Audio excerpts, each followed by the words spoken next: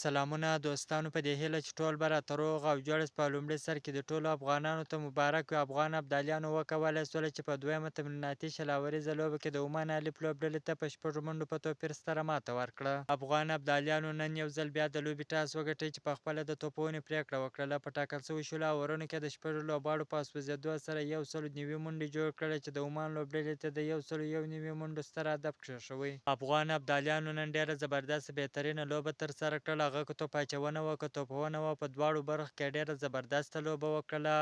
په توپونه کې کریم جنت، زبید اکبري، شهیدالله کمال ډېره زبردسته بهترینه لوبه ترسره کړله چې شهیدالله کمال او کریم جنت څلور 40 منډې جوړې کړلې او داسې زبید اکبري بیا 50 چټکې منډې جوړې کړې. د عمان الف لوبډلې د افغان ابدالیانو د 191 منډو هدف په تعقیب کې ډېره زبردسته بهترینه توپونه پیل کړل، خو ونه توانېدله چې په یاد هدف پسې ځان ورسوي.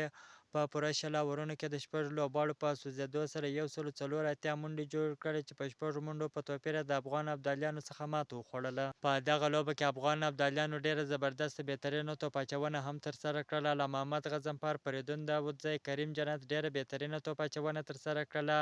علامه محمد غضنفر 3 لوبغاړي وسوځول، فریدون داودزی، کریم جنت بیا یو لوبغاړی وسوځوی.